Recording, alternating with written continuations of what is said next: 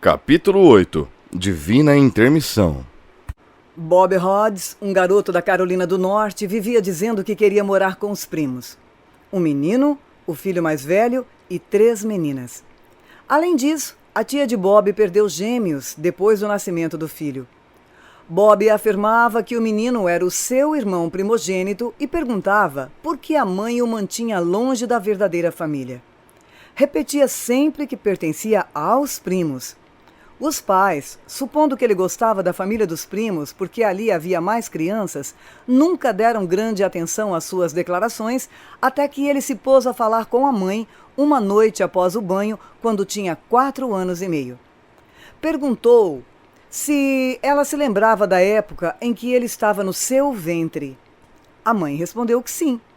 E o menino perguntou se ela se lembrava da época que estava grávida de Donald, o seu irmão de 2 anos e meio. A seguir, indagou se ela se lembrava de quando ele e Donald estavam em seu ventre juntos.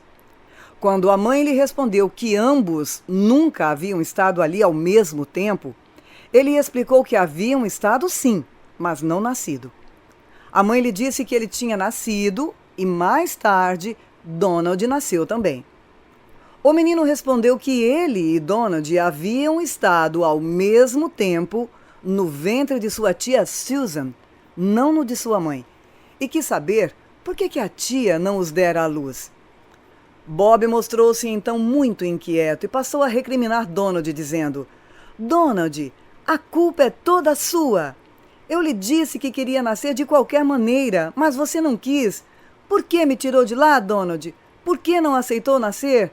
Agora conte-me como fez, como você me arrancou de lá."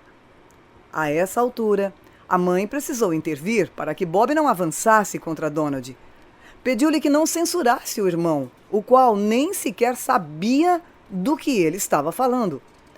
Bob gritou que Donald sabia muito bem e voltou a indagar por que o arrancara do ventre da tia Susan. Donald então retirou a chupeta da boca e gritou: "Não, eu queria papai!" e recolocou-a entre os lábios. Bob replicou imediatamente: "Eu não queria o papai, eu queria o tio Ron."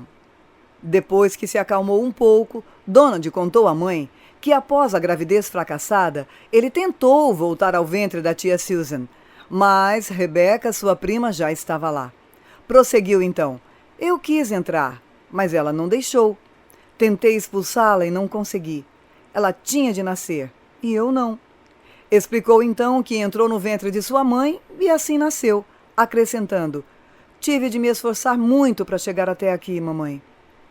Esclarecemos que o tio de Bob, Ron, é irmão do seu pai. A esposa de Ron, Susan, ficou grávida de gêmeos do sexo masculino 8 anos antes do nascimento de Bob. Após uma gestação de 33 semanas, Susan deixou de sentir quaisquer movimento dos gêmeos e, ao chegar ao hospital, os médicos descobriram que eles estavam mortos. Os registros do hospital mostram que a ligação de um dos cordões umbilicais à placenta não tinha cobertura adequada à volta dos vasos sanguíneos e estava, por isso, bastante sujeita a compressões. Os médicos disseram a Susan que, a seu ver, um dos gêmeos tinha rolado para cima do cordão. Isso interrompeu o fluxo sanguíneo, matando um dos gêmeos. E, em virtude da circulação partilhada, o outro também morreu logo depois. Como o incidente foi compreensivelmente doloroso para o casal, a família nunca falava a respeito. E os pais de Bob estão convictos de que ele jamais ouviu alguma coisa nesse sentido. Susan engravidou de novo alguns meses depois e teve mais tarde 3 filhas. A última, Rebecca, nasceu 18 meses antes de Bob. Afora ter dito que era um dos gêmeos de Susan, Bob teceu alguns comentários sobre outras vidas das quais afirmava lembrar-se. Contou que em uma delas morreu devido a um ferimento causado por um tiro de pistola e que em outra foi um adolescente falecido em acidente de veículo motorizado. Certa feita, após recuperar-se de um resfriado, ele disse à mãe: "Mamãe, as pessoas no outro mundo nunca ficam doentes." Ela estranhou aquele comentário. "No outro mundo, Bob?" ela perguntou. Então ele respondeu: no mundo onde eu fiquei esperando para nascer. Ali ninguém cai doente. São todos felizes e saudáveis. Eu gostaria que nesse mundo ninguém adoecesse. Em outra ocasião, falou sobre o casamento de seus pais, ocorrido quando a mãe estava grávida dele. Dado que a condição da noiva era bastante visível durante a cerimônia, ela não tinha fotos do acontecimento em exibição na casa. O casamento ocorreu no mirante de uma colina, para onde tiveram de subir inúmeros degraus. Os dois não acreditam que Bob tenha visto uma fotografia da cerimônia ou ouvido falar a respeito até o dia em que surpreendeu a mãe examinando um álbum. Ela lhe passou uma foto do casamento, um close dos noivos diante de uma grade. Trata-se da grade do mirante, mas isso não fica muito claro na foto. A mãe está segurando flores e o pai veste uma casaca. Aparecem ambos de perfil, aparentemente postados diante do ministro, mas as costas de uma mulher, talvez uma convidada, impedem que se veja a pessoa que está à frente deles. Quando a mãe de Bob perguntou se ele sabia do que se tratava a foto, ele respondeu: "Sim, mamãe. É o seu casamento com o papai. Eu estava lá. Vi tudo." A mãe insistiu: "Viu mesmo?" E ele: "Sim, mamãe. Você subiu as escadas e os dois trocaram alianças. Depois você comeu bolo." Telefonei para ela logo depois disso e soube o que o Bob havia dito. Ela não via um meio de o garoto ter sabido que ela e o marido haviam subido escadas para iniciar a cerimônia do casamento. Num casamento que o menino tinha assistido, não foi servido bolo por causa de um problema com o ar-condicionado.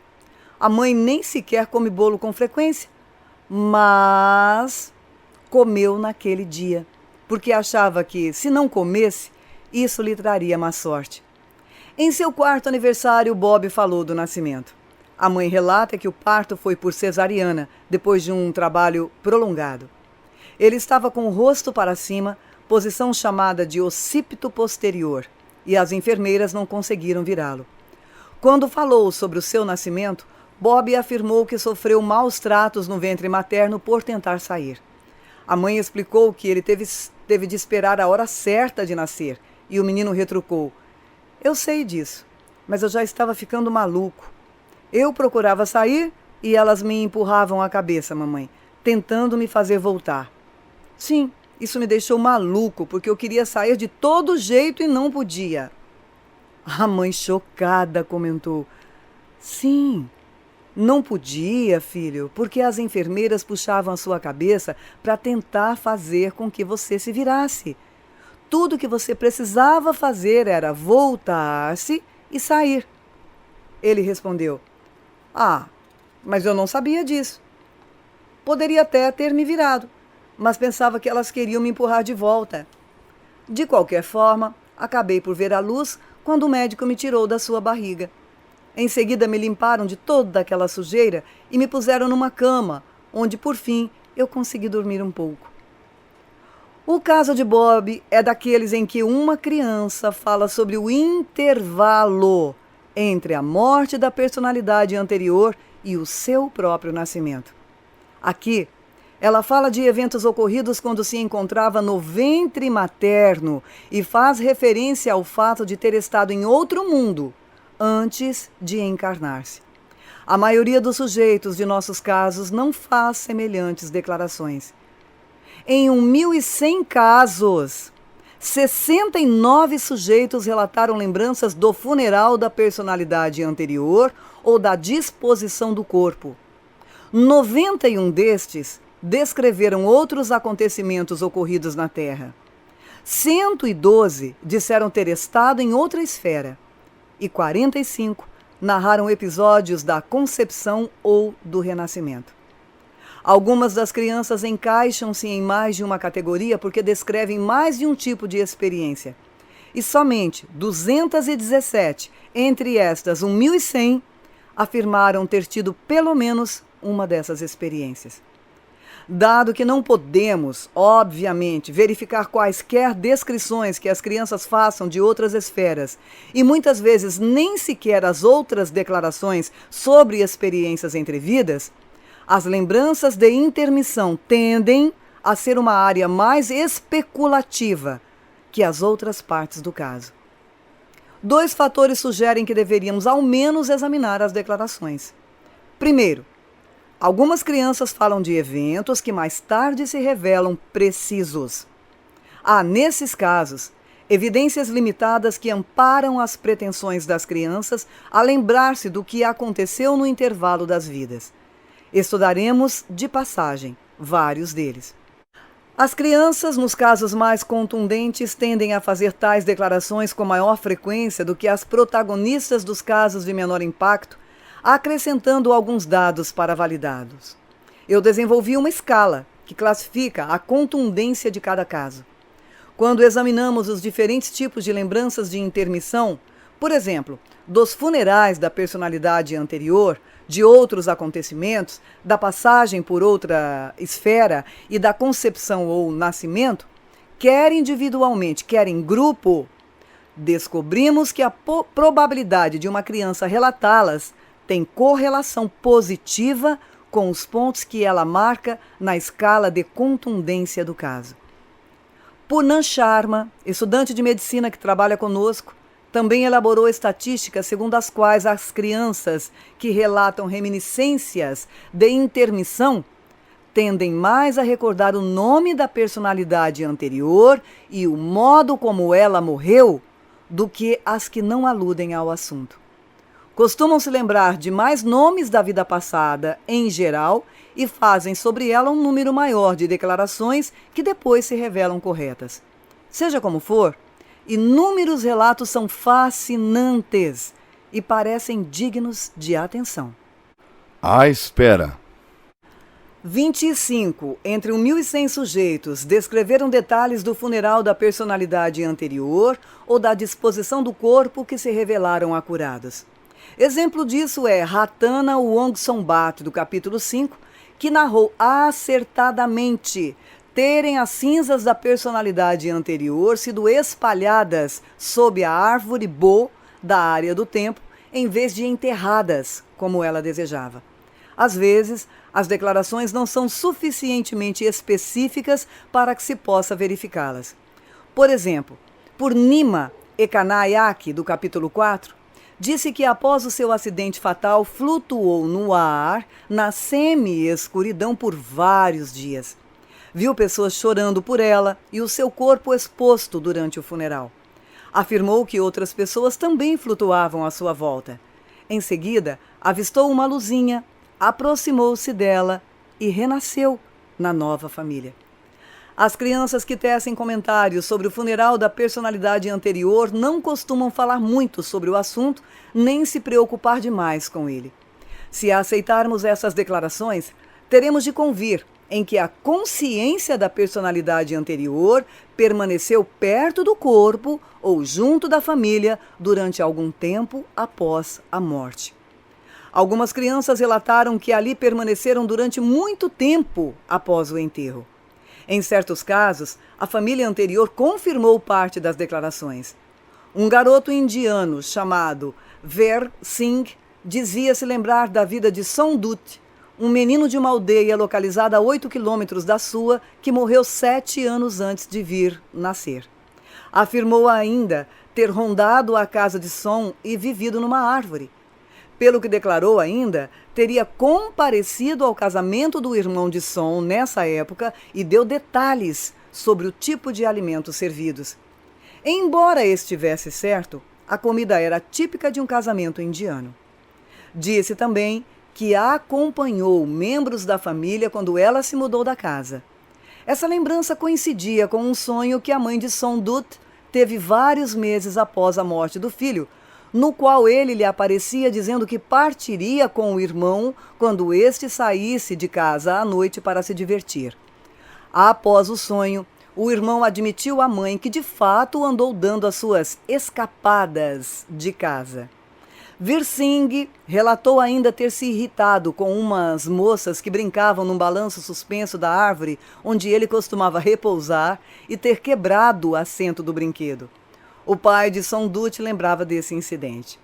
Virsing também falou à mãe de Son sobre uns processos jurídicos em que a família havia se envolvido após a morte do menino. Falou a respeito dos irmãos nascidos durante a intermissão e mencionou corretamente ao pai de Son Dut que um certo homem se mudou da aldeia depois da morte de Son. Outras crianças afirmam ter permanecido nas imediações do local onde morreram na existência pregressa. Bom exemplo disso é Bangkok Prongsin, garoto da Tailândia que parecia lembrar-se da vida de um rapaz de 18 anos, assassinado 8 anos antes do seu nascimento, numa cidade a 10 quilômetros de sua aldeia. Fez 29 declarações a respeito da vida passada que se verificaram corretas, inclusive descrições de atos dos assassinos imediatamente depois de matarem a personalidade anterior. Afirmou ter ficado 7 anos ao abrigo de uma moita de bambus perto de onde o corpo havia sido deixado. Depois de 7 anos, num dia chuvoso, saiu em busca da mãe da personalidade anterior. Perdeu-se no mercado. Viu aquele que seria seu novo pai e decidiu acompanhá-lo de ônibus até a futura casa. De fato, o pai de Bangkok teve um encontro naquela área num dia chuvoso, justamente no mês em que Bangkok fora concebido, de sorte que as lembranças deste puderam ser parcialmente verificadas. Relatos de outra esfera. Em outros casos, os sujeitos descrevem experiências em outra esfera durante o intervalo entre a morte e o renascimento. Um menino chamado Lee disse que se lembrava de ter decidido reencarnar. Segundo as suas palavras, outros seres o ajudaram nessa resolução de voltar à Terra. Acrescentou que a mãe anterior era mais bonita que a de agora, e esta mãe aceitou a comparação com bom humor. William, o garoto do capítulo 1, informou que flutuara depois de morrer para o céu, onde viu Deus e animais. Sam Taylor, do capítulo 7, que identificou o avô numa velha fotografia de escola primária, também afirmou ter visto Deus. Disse que ele lhe dera um documento para voltar do céu, o qual parecia um cartão de visita comercial ilustrado por setas verdes. Afora esse detalhe aparentemente fantasioso, entre aspas, declarou que o seu corpo foi arremessado ao céu após a morte e que alguém também faleceu na mesma ocasião. Disse ter também visto o tio Phil no céu. O melhor amigo do seu avô tinha sido o marido da irmã de sua esposa e era por ele chamado de tio Phil. Sam comentou que na vida anterior esquentara os pés, entre aspas, do tio Phil. O avô e o tio Phil, com efeito, gostavam de pregar peças um no outro e certa feita o avô esquentara os pés, entre aspas, do amigo, aquecendo-lhe os sapatos antes de ele os calçar. De igual modo, Patrick Christensen, o menino do capítulo 4 com 3 marcas de nascença que lembravam lesões em seu meio-irmão falecido, contou ter conversado no céu com um parente chamado Billy, o pirata, que lhe teria dito ter sido baleado a queima-roupa e morrido nas montanhas. A mãe de Patrick confessou nunca ter ouvido falar desse parente. Mas, ao telefonar para sua mãe, a fim de indagar sobre as declarações do menino, soube que um primo com o apelido de Billy, o pirata, de fato tinha morrido, exatamente daquela forma. Outras descrições particularmente vívidas de outras esferas incluem as de Disna Samarazing, uma menina do Sri Lanka que fez inúmeros comentários a respeito da vida de uma anciã morta numa aldeia a 5 quilômetros de distância. Descreveu-se suspensa no ar, mesmo tendo o corpo sido sepultado e voando como um pássaro. Narrou o encontro com um rei ou governador cujas roupas vermelhas e bonitos sapatos pontudos nunca eram tirados nem lavados, mas permaneciam sempre limpos. O mesmo se aplicava às suas próprias roupas, exceto pelo fato de serem amarelas. Disse ter brincado na casa do rei, feita de vidro e com belas camas vermelhas. Quando sentia fome, simplesmente pensava no alimento e ele aparecia. A mera visão da comida satisfazia-lhe o apetite, de sorte que ela não precisava ingeri-la. Concluiu narrando que o rei, entre aspas, a levou até a casa de sua nova família depois de perguntar-lhe se ela queria ir lá. Outra criança que fez declarações semelhantes é Sunita Khandelwal, menina indiana, que falava sobre a vida de uma mulher residente numa cidade a mais de 300 quilômetros de distância.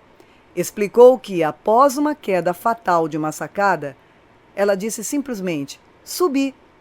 Havia lá um Baba, que é um homem santo, de longas barbas. Examinaram o meu registro e ordenaram: mandem-na de volta. A casa tinha vários cômodos. Era a casa de Deus, muito bonita. Nem se pode saber quanta coisa há ali. Certamente ninguém discordará desta última afirmação. Lembranças da Terra versus lembranças de outra esfera. Temos de considerar por que algumas crianças descrevem uma existência neste mundo após a morte anterior, enquanto outras falam do além. Se levarmos tais relatos a sério, poderemos examinar quais fatores levariam uma pessoa a ter um tipo de experiência após a morte em lugar de outros. 2 desses fatores são o modo como a personalidade anterior faleceu e a subitaneidade do falecimento. Examinando a morte da personalidade anterior, temos de comparar mortes naturais com mortes violentas para ver se os 2 tipos podem produzir experiências diferentes mais tarde. As mortes violentas incluem acidentes, afogamentos e quaisquer outras dessa espécie, intencionais ou não. Ao comparar os 2 tipos em 1.100 casos, descobrimos que o fato de a personalidade anterior ter sofrido morte natural ou violenta não parece determinar que a criança fale mais tarde em eventos terrenos ocorridos após o desenlace. Por outro lado, casos em que a personalidade anterior faleceu por meios naturais apresentam probabilidade maior, embora ligeira, de incluir declarações sobre existência em outra esfera do que casos que envolvem morte violenta. São 19% contra 13%. Podemos examinar o problema da subitaneidade da morte de 2 formas.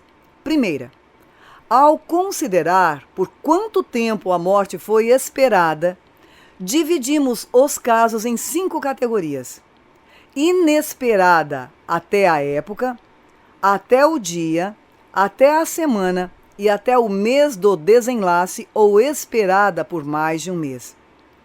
Quando investigamos em que medida essa duração de tempo se correlaciona com as subsequentes declarações feitas pelas crianças sobre cada tipo de experiência no espaço entre vidas, descobrimos que o caráter súbito não afeta a probabilidade de a criança descrever lembranças de acontecimentos neste mundo. No entanto, quanto mais inesperada a morte, menos o sujeito tende a discorrer a respeito de uma existência em outra esfera. A outra maneira de considerar a questão da subitaneidade do desenlace é comparar mortes repentinas com as que foram esperadas por ao menos algum tempo, ainda que apenas uma parte do dia. Em suma, comparamos casos nos quais a personalidade anterior sucumbiu instantaneamente com casos em que isso não aconteceu. Mortes súbitas incluem muitas ocorridas por meios não naturais, mas também algumas por meios naturais. Quando, digamos, a pessoa é vitimada por um ataque cardíaco. Ao fazer a comparação, de novo, não vemos nenhuma diferença na frequência das declarações sobre acontecimentos terrenos. Por outro lado, nos casos em que a personalidade anterior morreu assim, de repente, não costumam incluir tão frequentemente alusões a uma existência em outra esfera, quanto aqueles em que ela morreu de maneira repentina. São 12% contra 22%. Essa análise pressupõe que o tipo ou a rapidez da morte da personalidade anterior não alteram a probabilidade de a criança, no caso, discorrer mais tarde sobre eventos terrenos que ocorreram entre a morte e o renascimento. Todavia, nos casos em que a morte ocorreu por meios naturais, ou já era esperada, tendem a incluir mais declarações do sujeito a respeito de uma vida em outra esfera entre a época da morte da personalidade anterior e o nascimento da criança. Embora possamos deduzir daí que morrer de modo repentino ou inesperado rompe, de algum modo, o processo e diminui as chances de a pessoa passar para um outro mundo, os achados, embora estatisticamente significativos, não são absolutos. Devemos ter também em mente que se as pessoas vão para um outro mundo depois de morrer e mais tarde renascem na Terra, essa análise indica que o tipo e a rapidez da morte talvez sejam dois fatores capazes de afetar as lembranças da outra esfera, mas não as experiências em si. Ao especular a respeito, podemos escogitar se os traços de caráter e o comportamento da personalidade anterior afetam a probabilidade de o sujeito de um caso descrever eventos terrenos ou extraterrenos. Os traços da personalidade anterior que registramos em nossos computadores são os seguintes, entre outros: a PA, ou personalidade anterior, era apegada à riqueza? A PA, ou personalidade anterior, era criminosa? A personalidade anterior era filantrópica ou magnânima? A personalidade anterior era religiosa praticante? A personalidade anterior costumava meditar? A PA, ou personalidade anterior, tinha traços de santidade?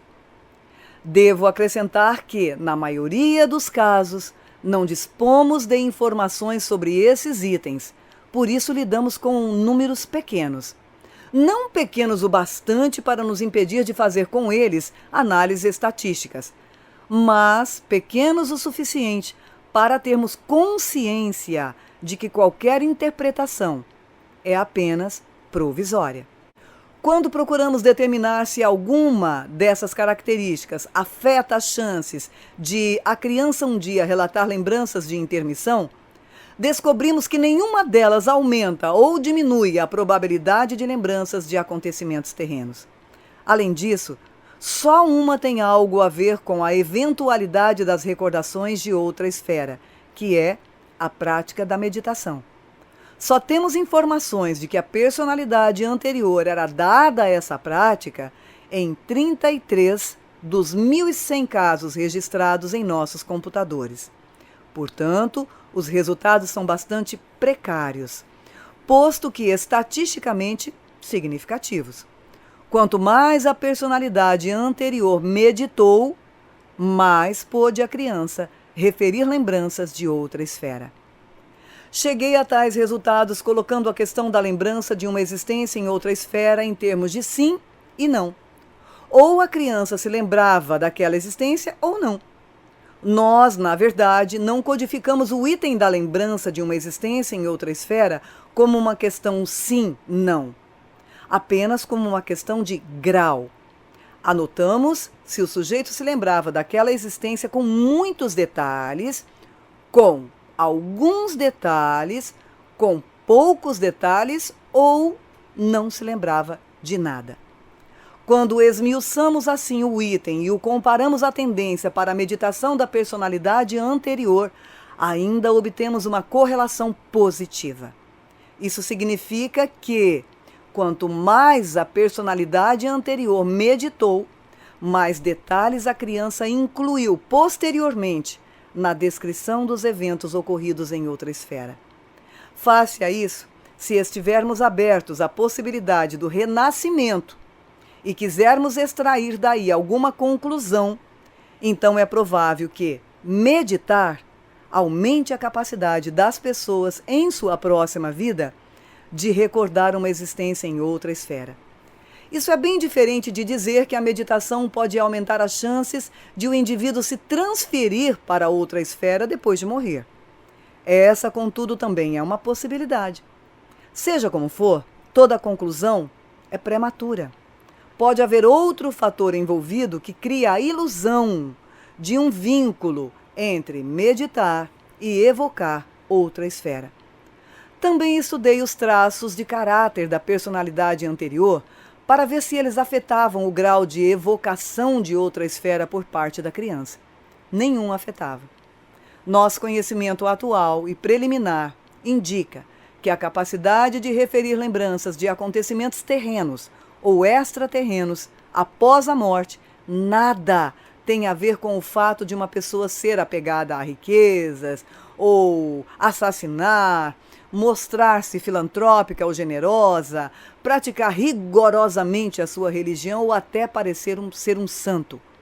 Esses testes estatísticos, é claro, apenas contemplam a possibilidade de a criança narrar reminiscências e não respondem à pergunta sobre se algum dos fatores pode influenciar a chance de existência após a morte ou reencarnação. Gestações memoráveis. O derradeiro tipo de lembrança de intermissão pressupõe os de concepção e renascimento. Essa categoria pode incluir também lembranças ou das experiências do bebê no ventre materno ou dos atos dos pais durante a gravidez, como no caso de Bob, o início do capítulo. Ele narrou episódios do casamento dos pais e do seu próprio nascimento. Outro exemplo é o William, no capítulo 1, quando viu a fotografia da mãe grávida, comentou que, estando ele em sua barriga, ele sempre a encolhia ao subir as escadas de sua antiga casa. A mãe lhe perguntou como ele sabia disso. E William respondeu que ele a espiava. Quanto às lembranças do nascimento, muitos cientistas sugeriram que bebês não conseguem reter nada na memória, por mais que uns poucos segundos ou no máximo minutos. Desse modo, então as alegações das crianças que se lembram do nascimento são obviamente impossíveis. A nossa compreensão da memória infantil tem mudado, em virtude das recentes pesquisas.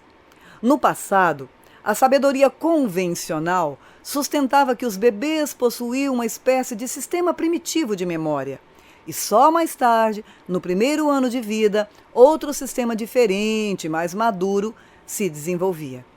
Os cientistas falavam numa memória implícita e procedimental em bebês e numa memória explícita ou declarativa que se manifestava mais tarde.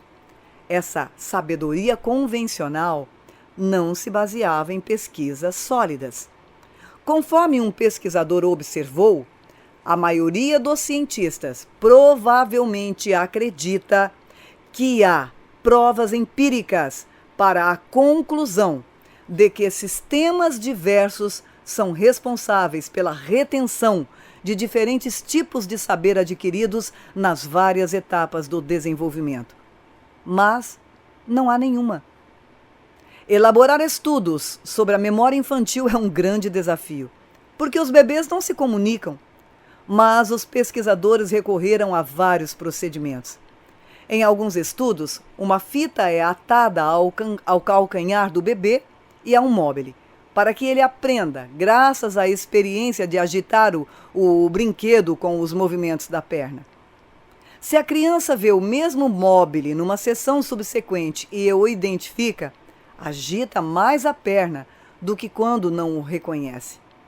Outras técnicas incluem a imitação diferida, que implica levar crianças a reproduzir um comportamento que o pesquisador modelou antes para elas. Tais estudos revelaram, contrariamente às crenças anteriores, que os mesmos mecanismos fundamentais atuam no processamento das lembranças, tanto de bebês quanto de pessoas mais velhas. Em ambos os grupos, as lembranças são gradualmente esquecidas, resgatadas por momentos e modificadas por informações novas que se lhes sobreponham. Estudos mostraram que as lembranças dos bebês, particularmente quando atiçadas por momentos apropriados, duram mais e são mais específicas do que antes se pensava. Um pesquisador observou: o crescente consenso da literatura em torno do desenvolvimento da memória de crianças muito novas é que, desde os primeiros dias de vida, elas conseguem codificar, armazenar e retomar boa quantidade de informação a respeito de acontecimentos do mundo circundante, retendo esse material por consideráveis lapsos de tempo. Embora seja evidente que os bebês conseguem evocar fatos por mais tempo à medida que crescem, os estudos revelam que os mecanismos neurais associados a esse aperfeiçoamento talvez não sejam os responsáveis pela codificação e o acúmulo de informações. Em outras palavras, o fato de a maioria de nós não conseguir evocar lembranças do nascimento ou da primeira infância parece não ter nenhuma ligação com a incapacidade dos bebês de traçar pistas de lembranças em seu cérebro. Ao contrário, a incapacidade de preservar semelhantes recordações deve-se provavelmente aos mecanismos cerebrais encarregados de recuperá-las. A questão, pois, se resume em saber se algumas crianças, talvez por meio de mementos ou de outros mecanismos quaisquer, são capazes de resgatar antigas lembranças a que a maioria delas não tem acesso. Os pesquisadores já documentaram, nesse âmbito, exemplos ocasionais de recuperação pouco usual de lembranças. Por exemplo, um garoto de quase 3 anos pôde afirmar corretamente que a fotografia que tinha visto pela última vez no laboratório aos 9 meses de idade era de uma baleia. Em outro estudo, os pesquisadores entrevistaram 10 crianças com menos de 3 anos e todas foram capazes de recordar-se pelo menos um acontecimento ocorrido há mais de 6 meses. Geralmente, crianças pequenas não se lembram do seu nascimento. Embora talvez descobríssemos que muitas, bem mais do que pensamos, revelariam essas lembranças se lhe perguntássemos, mas a pesquisa indica que semelhante possibilidade não é a ideia maluca que a sabedoria convencional cuidava ser. Quando Bob, o menino do início do capítulo, parece recordar acontecimentos referentes ao seu nascimento, cabe-nos concluir que ele demonstra uma capacidade inusitada, ou mesmo extraordinária, de recuperar antigas lembranças. Mas isso é diferente de dizer que ele não poderia se lembrar delas, porque os bebês não conseguem codificar lembranças em seus cérebros. Passemos agora às recordações pré-natais de eventos ocorridos quando o bebê ainda se desenvolvia no ventre materno. Num dos estudos realizados, os pesquisadores pediram a mulheres grávidas que lessem em voz alta certa passagem de uma história infantil todos os dias, pelas 6 últimas semanas de sua gravidez. 2 dias depois do nascimento dos bebês, fez-se um teste, no qual a gravação do trecho era executada para recompensar um padrão de sucção do seio, enquanto o outro trecho recompensava outro padrão. Os resultados mostraram que os bebês preferiam ouvir a passagem original. Aqueles cujas mães não haviam recitado o trecho não revelaram nenhuma preferência. O estudo mostrou, pois, que bebês podem preservar lembranças de fatos ocorridos antes do nascimento por pelo menos 2 dias depois do nascimento. Relatos como o de Bob envolvem muito mais que mostrar preferência por uma história em vez de outra. Envolvem também outras lembranças. O Dr. David Chick, obstetra, extraiu lembranças fetais de sujeitos por meio da hipnose e de técnicas ideomotoras, pedindo aos hipnotizados que respondessem a perguntas com sinais dos dedos fora do seu controle consciente. Conforme discutirei no capítulo 10, a hipnose nem sempre é uma boa técnica para resgatar lembranças acuradas. Mas o Dr. Chick conseguiu extrair algumas delas ao processo. Num relatório, ele descreveu 4 casos nos quais os sujeitos hipnotizados relataram lembranças do ventre maternos que as mães, depois, reconheceram como acertadas. No primeiro caso, uma garota se lembrou de uma cena na qual o pai se mostrou irritado ao ver que a mãe grávida estava tricotando uma roupinha feminina. A garota lembrava-se de que a mãe disse: "Mas vai ser uma menina", e de que estava usando um vestido xadrez verde escuro. A mulher confirmou esses detalhes e acrescentou que havia se livrado do vestido logo depois do parto. Portanto, a filha não poderia tê-lo visto mais tarde. Em outro caso, o Dr. Tick tratou de uma senhora no início dos anos 60 que se lembrava, sob hipnose, de um incidente ocorrido quando a sua mãe estava grávida dela de 6 meses. A mãe havia tentado abortar com uma abortadeira, depois que o marido alcoólatra tinha ameaçado matá-la. Não conseguiu. E jamais falou a respeito com a filha, até esta se lembrar de tudo em estado de hipnose. No caso seguinte, um homem se lembrou de um incidente no qual a sua mãe, grávida, soube que o avô dele tinha morrido subitamente de um ataque cardíaco e descreveu em detalhe o vestido que ela estava usando na ocasião. Também se referiu ao medo da mãe, durante os trabalhos de parto, de morrer como o pai tinha morrido recentemente.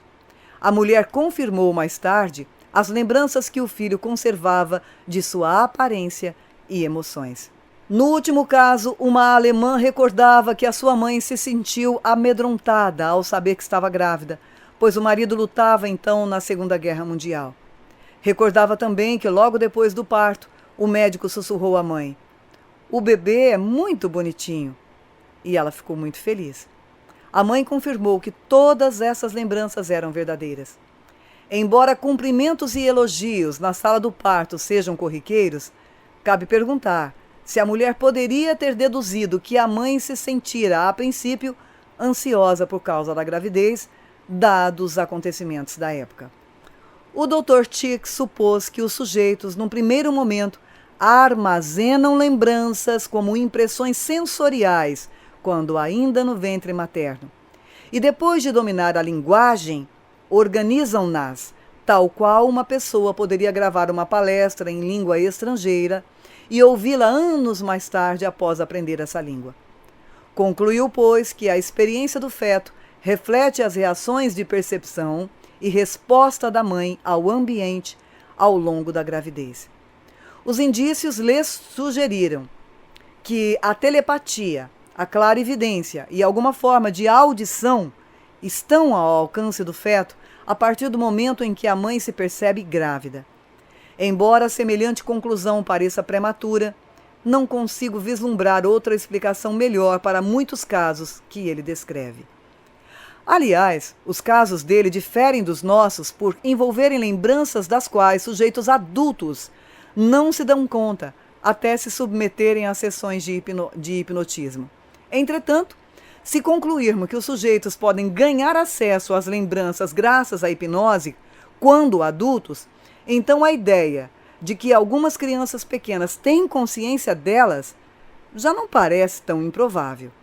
Os relatórios do Dr. Tick abalam a tese segundo a qual os bebês, durante ou mesmo antes do nascimento, são incapazes de estabelecer trilhas de memória, uma vez que os seus sujeitos conseguiram mais tarde recordar, sob hipnose, eventos datados daquela época.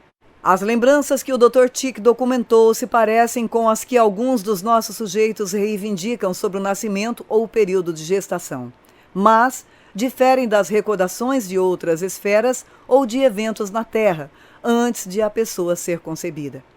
Esses tipos de lembranças são naturalmente mais difíceis de comprovar.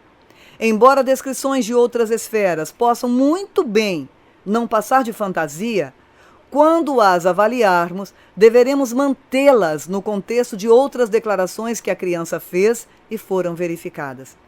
Talvez queiramos saber por que tão poucos sujeitos dos nossos casos discorrem sobre o período entre vidas. Se as crianças recordam existências passadas, então seria de se esperar que todas conservassem também lembranças do que se passou durante a intermissão. Até certo ponto, a questão parece absurda, porque falamos de declarações pouco dignas de crédito e em seguida nos perguntamos por que não as ouvimos em maior número. Mas, em termos de lógica, deveríamos indagar como uma criança pôde se recordar de uma vida anterior e nada saiba do que se passou depois. Uma possibilidade é que as lembranças do período entre vidas têm menos propensão de se fixar num cérebro em desenvolvimento porque não estiveram associadas a outro cérebro quando foram originalmente adquiridas. Recordações de eventos que ocorreram durante a intermissão ou no ventre materno teriam, é claro, de ser armazenadas em outro lugar que não um cérebro. Esse outro lugar, essa consciência, poderia transportar lembranças da vida pregressa para a nova vida. Embora ela seja, talvez, capaz de armazenar lembranças de acontecimentos ocorridos no período entre vidas, tais lembranças dificilmente se fixariam num cérebro em desenvolvimento, visto que não proviriam de outro cérebro. Independentemente da causa, podemos dizer que só umas poucas crianças que alegam ter lembranças de uma vida passada afirmam recordar-se também de acontecimentos ocorridos entre o fim daquela vida e o seu próprio nascimento. Os seus relatos são intrigantes e, algumas vezes, foram considerados, ao menos parcialmente, corretos.